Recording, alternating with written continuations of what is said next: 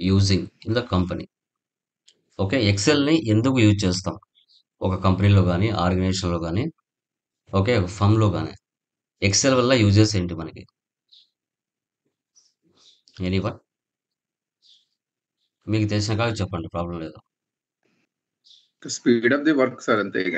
Systematic గా చేయడం గురించి సిస్టమ్స్ అప్లై చేసుకుంటూ చేసుకుంటాం. ఇక కాపీ పేస్ట్ లేకపోతే ప్రీవియస్ గా దాన్ని ఎన్ నెంబర్ ఆఫ్ టైమ్స్ చేయకుండా మాన్యువల్ ఇంతకుముందు వెళ్ళే మాన్యువల్ ఉండే ఎంఎస్ ఆఫీస్ కన్నా ముందు. హ్మ్. హ్మ్. అవన్నీ మళ్ళీ రిపీటెడ్లీ రాయాల్సి వచ్చేది. హ్మ్. లేదంటే టైపింగ్ కొట్టాల్సి వచ్చేది. హ్మ్. సో ఈ సో ఎంఎస్ ఆఫీస్ అనే ఫీచర్ వాడుతున్నప్పుడు హ్మ్. డూప్లికేట్స్ లేకుండా వాటిని కాపీ పేస్ట్ తోటి సింప్లిఫై చేసుకుంటున్నాం. యెస్. సో, సో ఇందులో ఓకే ప్రపంచంలో ప్లీజ్. ఏ సాఫ్ట్‌వేర్ ఉన్నా లేకపోయినా బిఫోర్ బిజినెస్ యొక్క టోటల్ వర్క్‌ని ఎక్సెల్‌లో మెయింటైన్ చేసేవాళ్ళు. ఆ బిజినెస్, ఈ బిజినెస్ అని కాదు. N number of business, all type of business అన్నిటికి వర్క్ అవుతది ఎక్సెల్. ఓకే. ఏమంటే మనకు నచ్చినట్టుగా చూపించలేం గానీ, బట్ ఎక్స్‌పెన్సెస్, మెయింటెనెన్స్ అన్నీ చేయొచ్చు దానిలో. సో, ఇది రోస్ అండ్ కాలమ్స్‌ని కలిగి ఉంటుంది. ఎక్సెల్ అనేది రోస్ అండ్ కాలమ్స్‌ని కలిగి ఉంటుంది. సో, దీంట్లో మనము స్కూల్‌లో, కాలేజీలో వర్క్ చేస్తే స్టూడెంట్స్ మార్క్ లిస్ట్ డిఫైన్ చేయొచ్చు. ఒకవేళ సాలరీస్ ఎంప్లాయీస్ యొక్క సాలరీస్ డిఫైన్ చేయాలంటే అవి చేయొచ్చు. బ్యాంకుల దగ్గర లోన్ తీసుకుంటే వడ్డీలు ఏ విధంగా చేయొచ్చు. మనం పుట్టినప్పటి నుంచి ఇప్పటి వరకు ఎన్ని రోజులు బతికాము, ఎన్ని నెలలు బతికాము, ఎన్ని సంవత్సరాలు బతికాము చేయొచ్చు. సో, డేటాని ఫిల్టర్ చేయొచ్చు. మనకి నచ్చిన విధంగా డేటాని పైవట్ టేబుల్ కూడా చేయొచ్చు. Okay. We lookup, H lookup for day salary, for hour salary, partnership table. Okay. తర్వాత మనకి ఇన్వెంటరీ మేనేజ్మెంట్ ఇలా అన్నీ చేయొచ్చు. అన్ని రకాల ఆప్షన్స్ మనకి ఎక్సెల్‌లో ఉంటాయి. సో, మనకి రోస్, కాలమ్స్ కూడా ఉంటాయిక్కడ. ఓకే. సో, రో హెడ్డింగ్స్ అంటే మనకి 1, 2, 3, 4, 5 వాటి రో హెడ్డింగ్స్ అంటాం. కాలమ్ హెడ్డింగ్స్ అంటే ఏబీసీడీఈఎఫ్‌ని కాలమ్ హెడ్డింగ్స్ అంటాం. మనకి ఎన్ని రోస్ ఉంటాయి ఎక్సెల్‌లో అంటే 10,48,576 రోస్ ఉంటాయి. 16,324 కాలమ్స్ ఉంటాయి. ఇలా మనం చూపిస్తాం. మనం ఎలాంటి ప్రాబ్లమ్స్ దీనిలో చేయొచ్చు. Electricity bill, discount table, partnership table, inventory table, goal seek ఇవన్నీ కూడా. ఓకే. చూద్దాం. ఎక్సెల్ ఓపెన్ చేస్తున్నాను.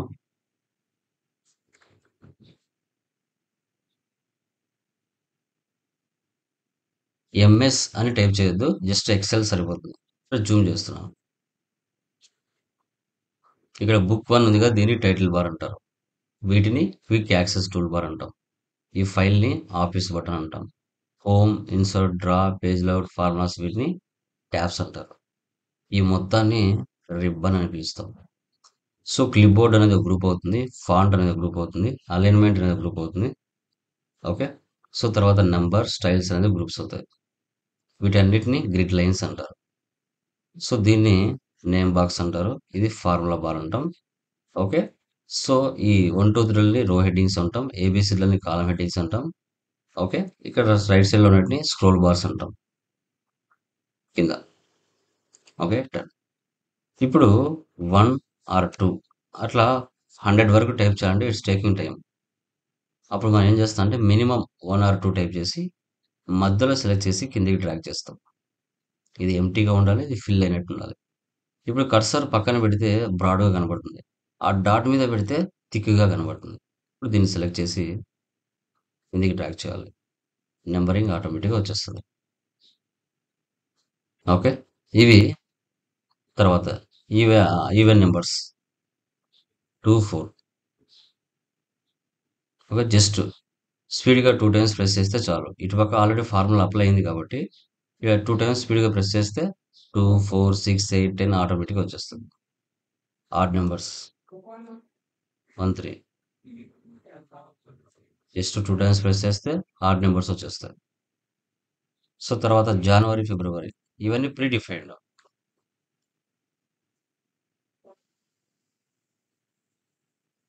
జనవరి, ఫిబ్రవరి, March, April.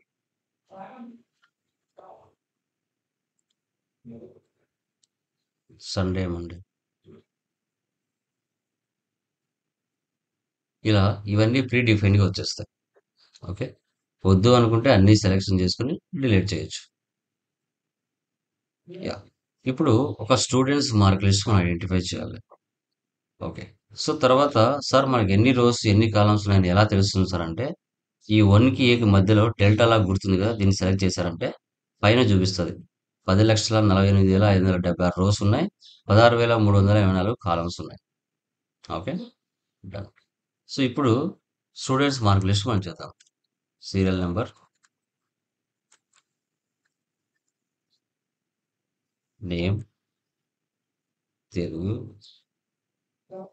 Hindi, English, maths, science, social, total, average, result, rank, grade,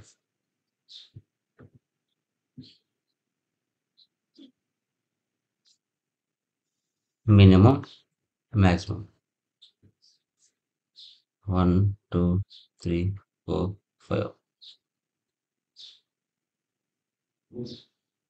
Lokesh, Raj, Khader, Khan, Nisar.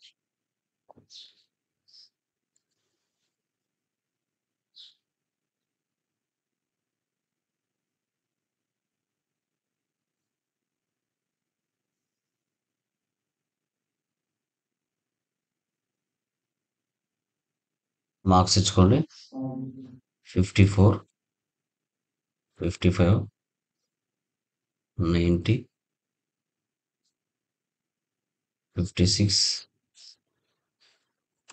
89, 55. మీరు కింద ఏ నెంబర్స్ అయినా ఇచ్చుకోండి, ప్రాబ్లం లేదు. జస్ట్ ఒక ఎగ్జాంపుల్.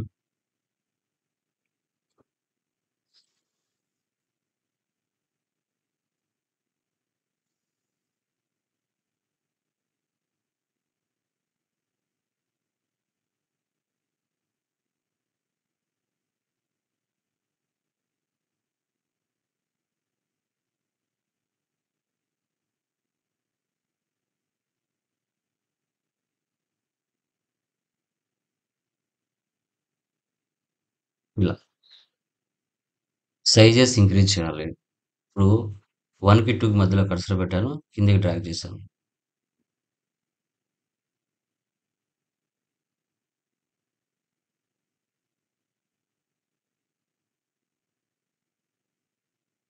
చూడండి.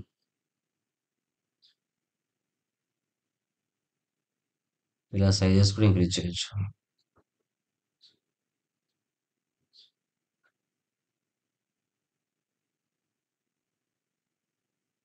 ఏబీసీలు కావాలని ఇట్లా కూడా పెంచుకోవచ్చు. తగ్గించాలంటే తగ్గించచ్చు, పెంచాలంటే పెంచొచ్చు.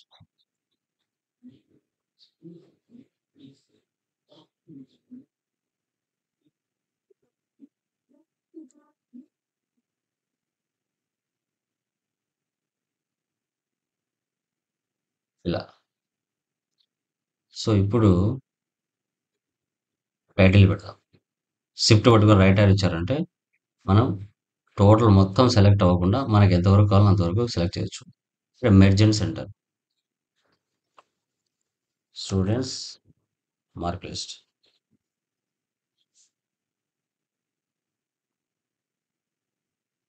చూడండి మిడిల్. సో, బ్యాక్గ్రౌండ్ కలర్ మీకు ఏ కలర్ కావాలంటే ఆ కలర్ సెట్ చేసుకోవచ్చు.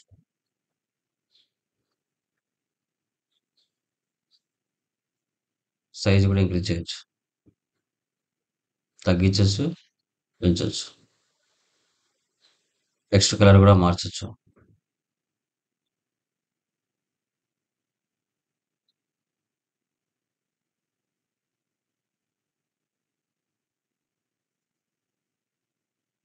షిఫ్ట్ పట్టుకొని రైట్ ఆర్ ఇచ్చారంటే ఇవి కూడా సెలెక్ట్ అవుతాయి. దీనికి కూడా కలర్ మార్చుకోవచ్చు.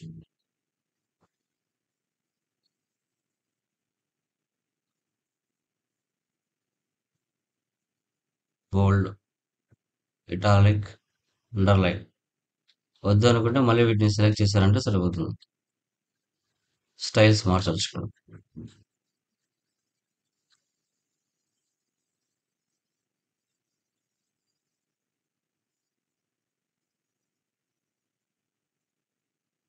ఇలా మార్చుకోవచ్చు.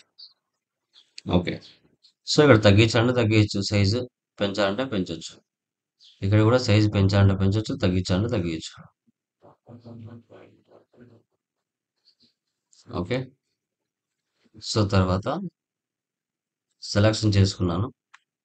చూడండి, left data, middle data, right data, up data, down data. ఇలా ఉండకూడదు. సబ్జెక్ట్ ఎప్పుడు మధ్యలోకి ఉండాలి. అప్పుడు సెల్ అడ్రస్లో మధ్యలో కంటెంట్ ఉంటుంది. ఈ రెండు మధ్యలో ఉండాలి. ఓకే. అదే సైజ్ తగ్గిస్తున్నాను. ఇప్పుడు దీన్ని కట్ చేస్తున్నాను.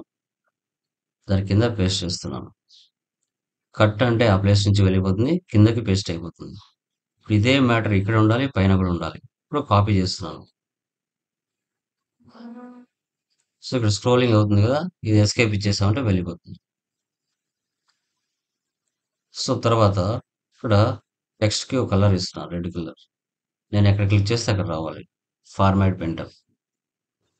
దీని మీద 2 టైమ్స్ ప్రెస్ చేయాలి స్పీడ్గా.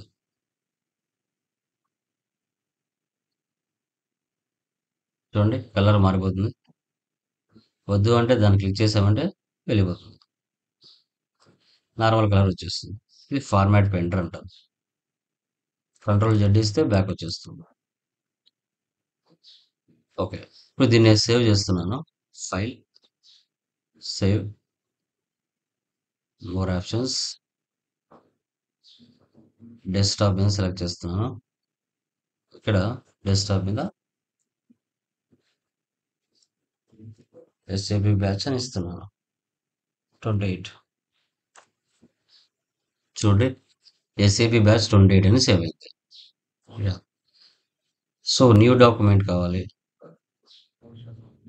న్యూ సెలెక్ట్ చేసుకొని ఓకే ఇచ్చామంటే న్యూ డాక్యుమెంట్ వస్తుంది. పాతదే ఓపెన్ చేయాలి. ఓపెన్ ఎక్కడుంది? డెస్క్టాప్ మీద ఉంది. సో ఇక్కడ డెస్క్టాప్ సెలెక్ట్ చేయండి. డెస్క్టాప్ మీద ఎస్ఏపి బ్యాచ్ 28 ఓపెన్. ఇదే ఇన్ఫర్మేషన్ ని వేరే పేరుతో సేవ్ చేయాలి. సేవ్ యాజ్ డెస్క్టాప్ వచ్చేసి నాగా 12 ఇచ్చాం. నాగా 12 అని సేవ్ అవుతుంది. ఇప్పుడు నాగా 12కి పాస్వర్డ్ సెట్ చేయాలి. Info, check for issues, yeah, protect workbook, encrypt with the password 123 123 save చేస్తున్నాను. ఇప్పుడు ఇది నాగ్ 12 అనేది నేను క్లోజ్ చేసి ఆన్ చేస్తాను.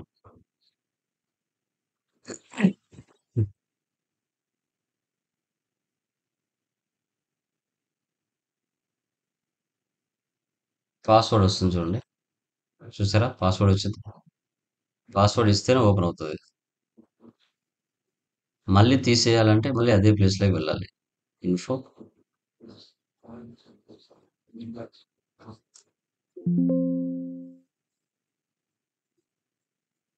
సేవ్ చేయాలి.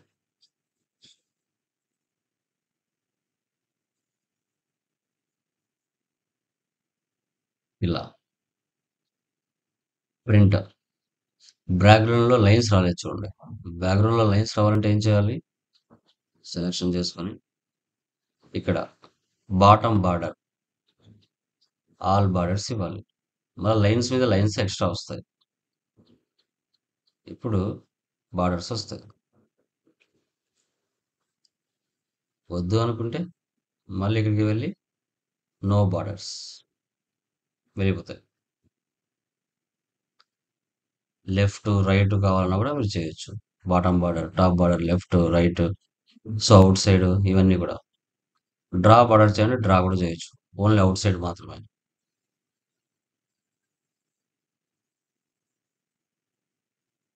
మిడిల్లో కూడా కావాలి.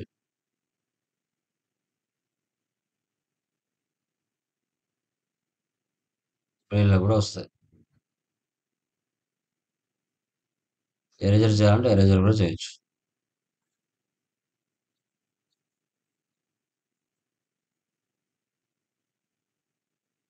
లైన్స్. లైన్స్ కూడా తీసుకోవచ్చు.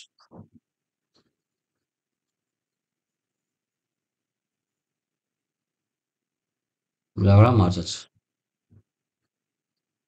వద్దు అంటే సెలెక్ట్ చేసి ఎరేజ్ కూడా చేయొచ్చు.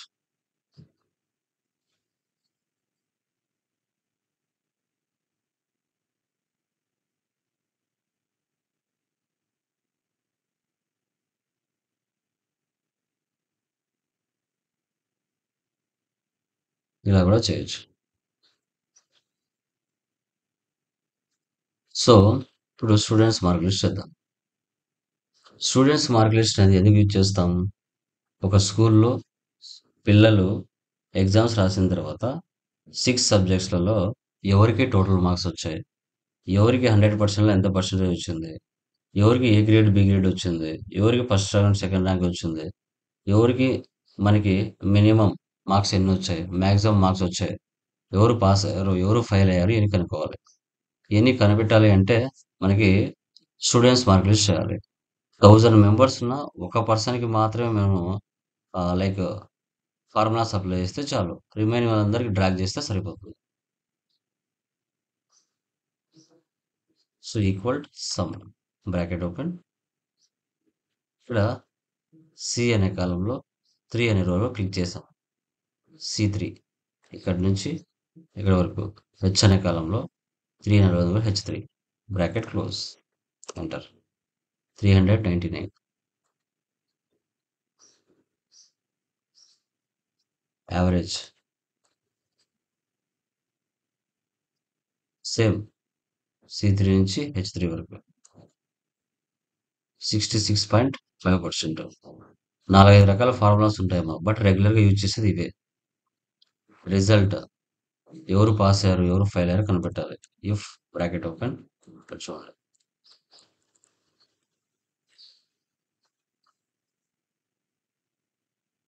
Total formula, average formula, result formula. ప్రతి సబ్జెక్ట్లో 35 మార్క్స్ వస్తేనే పాస్, లేదంటే fail.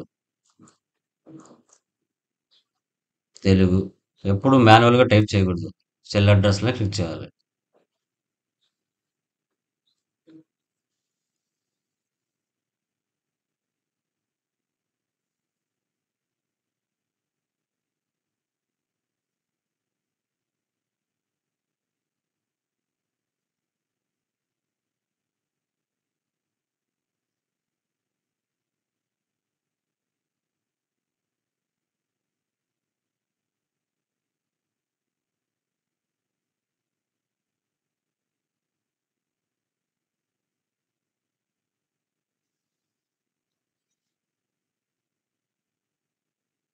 Okay, yeah. Next rank.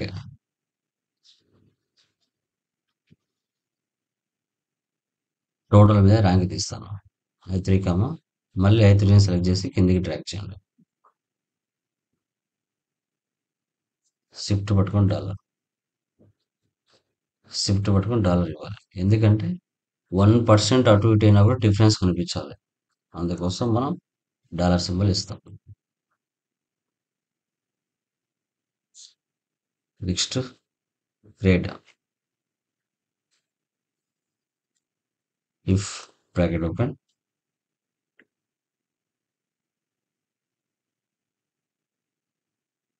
Average మీద తీస్తాను. 75 వస్తే ఏ గ్రేడ్.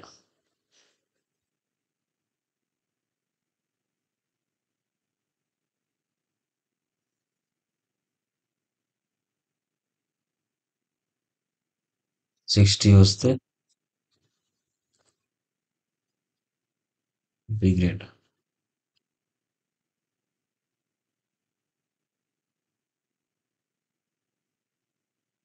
50 వస్తే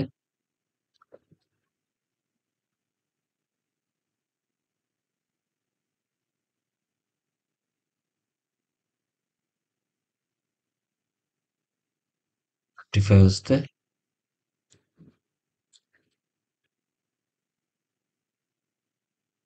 ఓకే. సో ఎన్ని బ్రాకెట్స్ ఓపెన్ చేసావు అన్ని బ్రాకెట్స్ క్లోజ్ చేయాలి. B grade.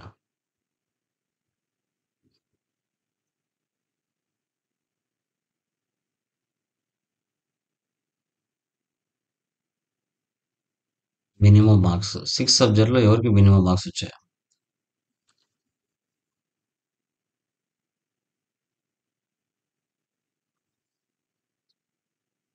54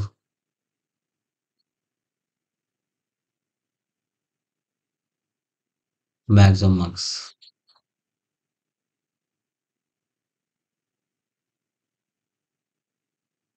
So this is called students mark list. Okay. So ఎవరికి హైయెస్ట్ మార్క్స్ 6 సబ్జెక్ట్స్‌లో ఎవరికి హైయెస్ట్ మార్క్స్ వచ్చాయి? మినిమమ్ మార్క్స్ ఎవరికి హైయెస్ట్ మార్క్స్ మినిమమ్స్ అంటే తక్కువ మార్క్స్ ఎవరికి వచ్చాయి? ఇప్పుడు ఇక్కడ ఏ వాల్యూ మార్చినా టోటల్ యావరేజ్ ర్యాంక్ అని మారుతాయి చూడండి. 20 ఇస్తా.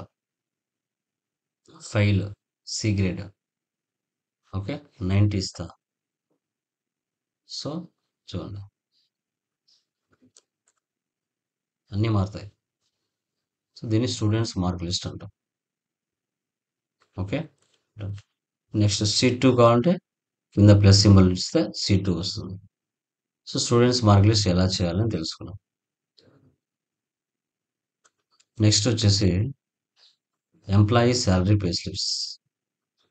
ఎంప్లాయీ శాలరీ పే స్లిప్స్ అంటే ఏంటి? మనం ఒక కంపెనీలో పనిచేస్తే అక్కడ మన శాలరీ 20నో 25,000 ఎంతో ఉంటుంది. ఆ బేసిక్ శాలరీకి సో ఇప్పుడు ఎంప్లాయీస్కి శాలరీస్ ఎలా డిఫైన్ చేయాలి? బేసిక్ శాలరీకి house rent allowance, travelling allowance, dearness allowance, medical allowance. Basic salary 25,000. ఇక్కడ హెచ్ఆర్ఏ 2%, టీఏ 1%, డిఏ 3%, ఎంఏ 4%. ఈ 25,000కి ఈ పర్సెంటేజ్ అన్ని యాడ్ చేస్తే గ్రాస్ సాలరీ వస్తుంది ఒక 30,000. ఆ 30,000 మీద PF provident fund, ESI employee state insurance ఈ రెండు కలిపితే డిడక్షన్స్ అంటాం. ఓకే. ఆ 30,000లో మనకి డిడక్షన్స్ అంటే ఒక 2,000 3,000 కట్ అవుతుంది. బై హ్యాండ్కి నెట్ శాలరీ ఎంత వస్తుంది? So that is called employee salary pay slips. So ఇక్కడ నేను మీకు అర్థం అవడానికి మాన్యువల్గా ఇచ్చి ఉంటాను. House rent allowance basic salary into HRA 25,000 into 2% equal 500. మీరు కానీ చేసేటప్పుడు సెల్ అడ్రస్లో మెన్షన్ చేయాలి. సెల్ అడ్రస్ అనేది మెన్షన్ చేయాల్సి వస్తుంది. ఓకే. సో చూ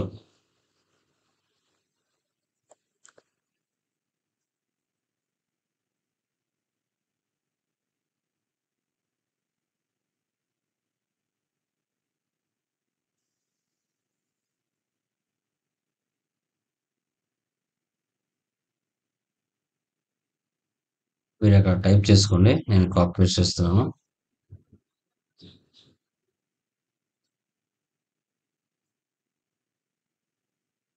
కంట్రోల్ సి కాపీ,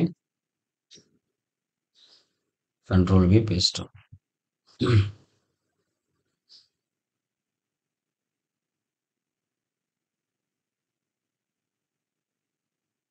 సెలెక్ట్ చేసుకోండి. Merge and center employee salary pay slips.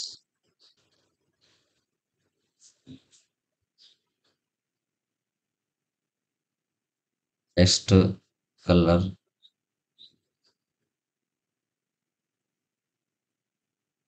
Adjustments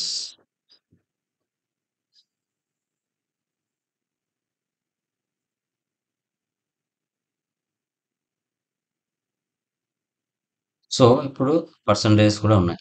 ఇప్పుడు దీన్నే కాపీ చేస్తున్నాను, కింద పేస్ట్ చేస్తున్నాను. ఓకే. సో ఇప్పుడు చూడండి ఈ పర్సంటేజ్ కాలమ్స్ తీసేస్తున్నాను. ఓకే. ఇప్పుడు మా దగ్గర పనిచేసే ఎంప్లాయీస్కి మేము ఇలాంటి బెనిఫిట్స్ ఇస్తున్నామని చాలా కంపెనీలు షో చేసుకుంటాయి. Okay. House rent allowance so దానికి ఇంత పర్సంటేజ్ ఇస్తున్నాం. ట్రావెలింగ్ అలవెన్స్కి పర్సంటేజ్ ఇస్తున్నాం. డియర్నెస్ అలవెన్స్ పర్సంటేజ్ ఇస్తున్నాం. మెడికల్ అలవెన్స్ పర్సంటేజ్ ఇస్తున్నాం. ఇవన్నీ షో చేసుకుంటాయి మా దగ్గర పనిచేస్తే, ఎందుకంటే గవర్నమెంట్ ట్యాక్స్ తక్కువ పే చేయడానికి. ఓకే. ఇప్పుడు మనకి బేసిక్ శాలరీ ఫార్ములా ఏంటి? So basic salary into HRA ఇక్కడ ఈక్వల్ బేసిక్ శాలరీ అంటే దీన్ని సెలెక్ట్ చేసుకోవాలి ఇంటూ హెచ్ఆర్ఏ అంటే 2%. ఎంటర్ ఇచ్చేస్తే మనకి పర్సెంటేజ్లో చూపిస్తున్నాయి. ఈ సెల్స్ అన్ని పర్సెంటేజ్లో ఉన్నాయి. వీటన్నిటిని సెలెక్ట్ చేసి ఇలా పర్సెంటేజ్ కాలం తీసేసి జనరల్‌లో పెట్టుకోవాలి. ఇప్పుడు 25,000 మీద 2% అంటే 500. ఒకరికి అప్లై చేస్తే చాలు. మిగతా వాళ్ళకి డ్రాగ్ చేస్తే వచ్చేస్తది. 35,000 మీద 3%, 45,000 మీద 4%. Next equal basic salary into 1%, 250. DA equal basic salary into 3%, 750. Next MA basic salary into 4%, 1000. So ఇప్పుడు ఇవన్నీ యాడ్ చేస్తే గ్రాస్ సాలరీ ఈక్వల్ సమ్ అయినా యూజ్ చేయొచ్చు, లేదంటే ప్లస్ అయినా యూజ్ చేయొచ్చు. Sum bracket open, basic salary నుంచి సెలెక్ట్ చేసుకుని ఎంఏ వరకు ఇచ్చేసి బ్రాకెట్ క్లోజ్ చేసామంటే సో టోటల్ 25,000కి ఇవన్నీ యాడ్ చేస్తే మనకు 27,500. ఇది గ్రాస్ సాలరీ. ఈ గ్రాస్ సాలరీ మీద పిఎఫ్ 2%, ఈఎస్ఐ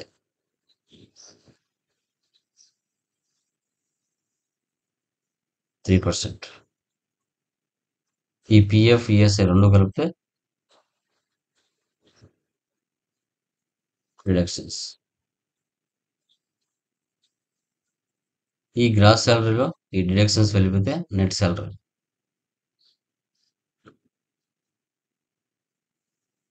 26,125 నీ అకౌంట్లో పడుతుంది. నీకు 27,500 గ్రాస్ సాలరీ అయితే ఈ డిడక్షన్స్ 1,175 వెళ్ళిపోతే నీ అకౌంట్లో పడేది 26,125 పడుతుంది. ఇది ఎంప్లాయీ శాలరీ పే స్లిప్స్. ఇలా చేయాల్సి వస్తుంది. అంటే మా దగ్గర పనిచేసే ఎంప్లాయీస్కి మేము ఇలాంటి బెనిఫిట్స్ ఇస్తున్నాము అని ప్రతి కంపెనీ కూడా షో చేసుకుంటుంది. This is called employee salary pay slips. ఇవన్నీ మీకు మాన్యువల్గా అర్థమయ్యే విధంగా ఇలా ఇచ్చి ఉంటాను.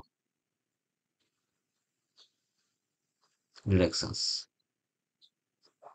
Next financial data.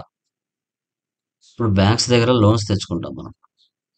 50,000, 1,00,000 వాళ్ళు ఇంట్రెస్ట్ రేట్ కూడా ఇస్తారు. 10%, 5%, 7% అనేసి. మంత్స్ 24 మంత్స్ అంటే 2 ఇయర్స్, 25 మంత్స్ అంటే 2 ఇయర్స్ 1 మంత్ ఇలా ఉంటాయన్నమాట. సో ఇప్పుడు ఇక్కడ పిఎంటి అంటే instalment plus interest, PPMT only instalment, IPMT only interest. Okay, so ఇదనమాట. ఇప్పుడు మనం 50,000 మీద 10% వడ్డీ అంటే 24 నెలలకి ఎంత కట్టాలి? డౌన్ పేమెంట్స్ అంటాం కదా, ఈఎంఐస్. ఇప్పుడు 50,000 ఉంది, దాని 10% కలిపితే ఒక 10,000 పెరుగుతుంది అంటే 60,000 అనుకోండి. ఈ 60,000 అమౌంట్ని 24 నెలలకి నెలకి ఎంత పే చేయాలి, నెలకి ఎంత పే చేస్తే ఈఎంఐ రూపంలో తీరిపోతుంది అనేది ఐడెంటిఫై చేస్తాం. This is called financial data or loans అంటాం. ఓకే, చూడండి. కంట్రోల్ సి, న్యూ షీట్ తీసుకోండి.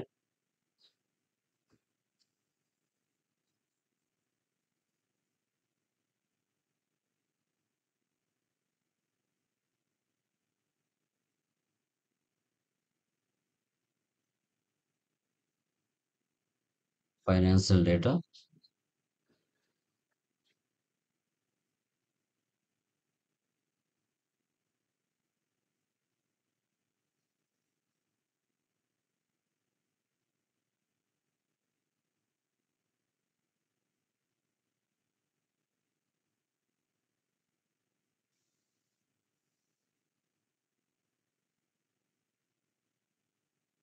ఓకే. క్వశ్చన్ మార్క్ తీసేయండి. ఇప్పుడు చూడండి. ఇప్పుడు ఎస్బీఐ బ్యాంక్ దగ్గర 50,000 కళ్యాణ్ లోన్ తీసుకున్నాడు, 10% వడ్డీ. 24 నెలలకి ఎంత కడుతుంది అంటే ఎగ్జాంపుల్ నెలకు 2,500 అనుకోండి. 2,000 ఇన్స్టాల్మెంట్ ఉంటుంది, 500 ఇంట్రెస్ట్ ఉంటుంది. రెండు కలిపితే 2,500. ఇది పిఎంటి. ఓన్లీ పిపిఎంటి అంటే ఓన్లీ 2,000. ఇక్కడేమో 2,500 అనుకోండి. పిఎంటి వచ్చేసి 2,000, ఐపిఎంటి వచ్చేసి ఓన్లీ 500. ఇలా ఇప్పుడు మనం కనిపెట్టాలి. FX backspace. ఇక్కడ ఫార్ములాస్ లోపల ఎక్కడెక్కడో ఉంటాయి. మనకు కావాల్సింది ఏంటి? పిఎంటి కావాలి. గో. పిఎంటి వచ్చిందా? ఓకే. ఇక్కడ చూడండి. రేట్ అంటే ఇంట్రెస్ట్ రేట్. మంత్కి 12 మంత్స్ కదా, బై 12 అని ఇవ్వాలి. ఆ రేట్ వచ్చేసి ఇక్కడ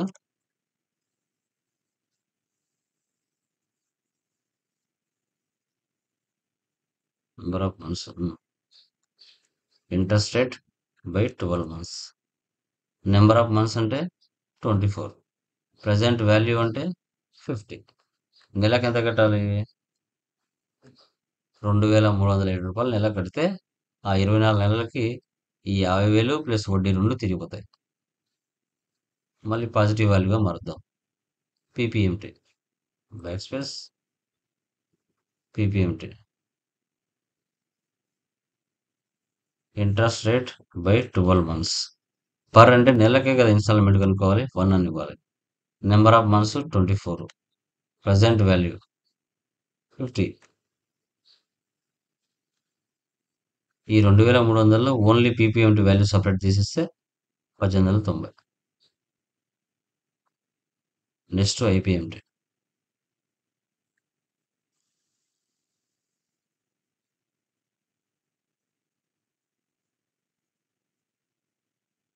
interest rate by 12 months. Per అంటే 1 ఇవ్వాలి. Number of months 24. Present value 50. కిందికి ట్రాక్ చేయాలి. Next total amount months into PBMT. Total value వచ్చేస్తుంది. టోటల్ ఇంట్రెస్ట్ మాత్రమే సపరేట్ తీయాలంటే యాక్చువల్గా మైనస్ చేయాలి.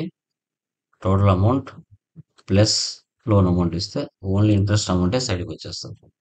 యాక్చువల్గా మైనస్ చేయాలి, కానీ ఇది ఒకటి మాత్రం ఫార్ములాకి ప్లస్ చేస్తేనే తీసుకుంటుంది.